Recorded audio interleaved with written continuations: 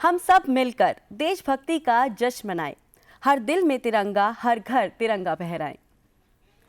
दर्शकों, हर घर तिरंगा कैंपेन भारत सरकार का एक महत्वपूर्ण अभियान है जिसका यही उद्देश्य है कि हर भारतीय नागरिक को अपने तिरंगे से जुड़ने का, उस पर गर्व महसूस करने का मौका मिले, साथ ही साथ उनके दिलों में देशभक्ति की भावना भी उत्पन्न हो। बिल्कुल, हर घर तिरंगा अभियान जो है हमारे स्वतंत्रता सेनानियों को याद करने का एक जरिया है, जिन्होंने हमारे देश को आज़ादी दिलवाने की खातिर अपने प्राण न्योछावर कर दिए। साथ ही इस अभियान का ये भी उद्देश्य है कि हमारे भारत का हर नागरिक अपने देश की संस्कृति परंपराओं पर गर्व महसूस कर सके। बिल्कुल, हर घर तिरंगा अभियान का मुख्य उद्देश्य यही है कि हम सभी अपने घरों पर तिरंगा फहराएं, साथ ही साथ उस पर गर्व महसूस करें, उसका सम्मान भी करें। बिल्कुल, क्योंकि तिरंगा जो है ना, वो केवल एक झंडा नहीं है, बल्कि हमारे देश की आन बान और शान है। और जो तिरंगे में 3 रंग होते हैं ना, ये हमारे देश की एकता और विविधता को दर्शाते हैं। बिल्कुल, तो इसी तिरंगे का सम्मान करते हुए ये बेहद ज़रूरी है कि हम फ्लैग कोड ऑफ इंडिया का पालन करें। तिरंगे का सम्मान करते हुए हम उसका उपयोग कैसे कर सकते हैं, इन सभी नियमों को फ्लैग कोड ऑफ इंडिया में लागू किया गया है। तो चलिए फिर फ्लैग कोड ऑफ इंडिया के बारे में और बेहतर जानते हैं। जानकारी साझा कर रही हैं हमारे साथ भारतीय वायुसेना से रिटायर्ड विंग कमांडर छवि ढाका।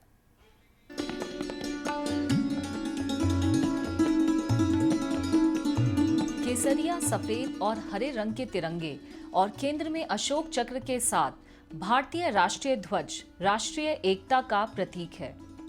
हमारा राष्ट्रीय झंडा स्वराज ध्वज पर आधारित है, जिसे स्वतंत्रता सेनानी पिंगली वेंकैया ने डिजाइन किया था। भारत का राष्ट्रीय ध्वज गहरे केसरिया रंग का है, जो कि देश की शक्ति और साहस को प्रदर्शित करता है।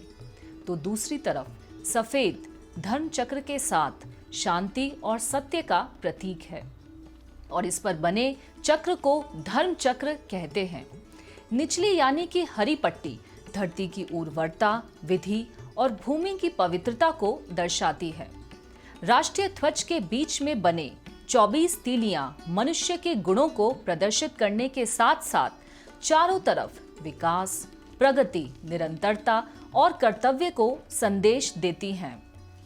भारतीय ध्वज के गरिमामयी प्रतिनिधित्व को नियंत्रित करने के लिए कानून the emblems and names prevention and improper use act 1950 एवं prevention of insults to national honour act 1971 और भारतीय ध्वज संहिता 2002 के तहत बनाए गए हैं।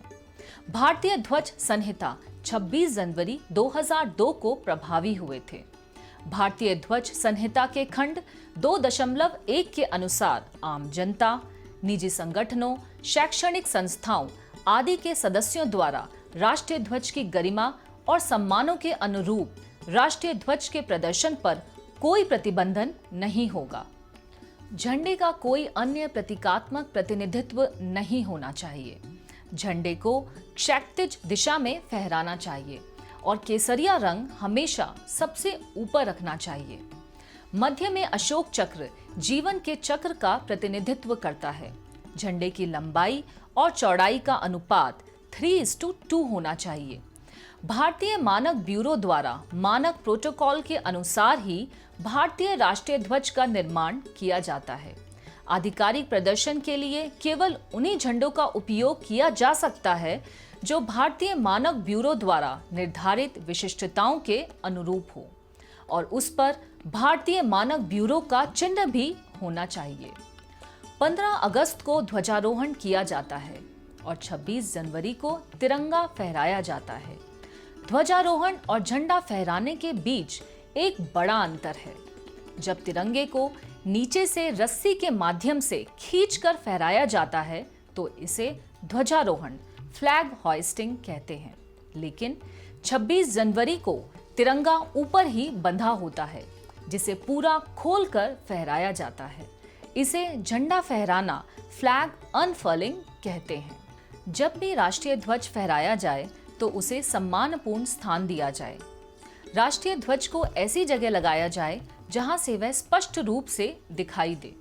सरकारी भवन पर ध्वज रविवार और अन्य छुट्टियों के दिनों में भी सूर्योदय से सूर्यास्त तक फहराया जाता है। विशेष अवसरों पर इसे रात को भी फहराया जा सकता है। ध्वज को सदा सम्मान से फहराया जाए और धीरे धीरे आदर के साथ उतारा जाए। फहराते और उतारते समय बिगुल बजाया जाता है, तो इस बात पर ध्यान रखा जाए कि ध्वज को बिगुल की आवाज के साथ ही फहराया और उतारा जाए। ध्वज का प्रदर्शन सभा मंच पर किया जाता है, तो उसे इस प्रकार फहराया जाएगा कि जब वक्ता का मुंह श्रोताओं की ओर हो तो ध्वज उनके दाहिने ओर हो। फटा या मैला राष्ट्रीय ध्वज नहीं फहराया जाता है। राष्ट्रीय ध्वज केवल राष्ट्रीय शोक के अवसर पर ही आधा झुका रहता है।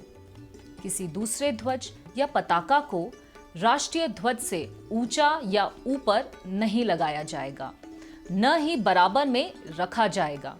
जहां तिरंगा फहराया जा रहा है वहां पर यह सबसे ऊपर होना चाहिए, यानी इसके साथ कोई और झंडा इससे ऊंचा नहीं होना चाहिए।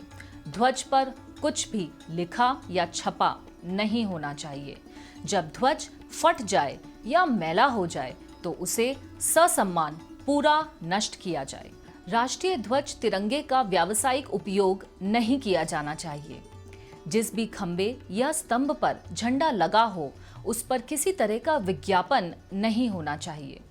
हर घर तिरंगा अभियान में रात में भी राष्ट्रीय ध्वज फहराने की अनुमति देने के लिए भारतीय ध्वज संहिता 2002 में संशोधन किया गया।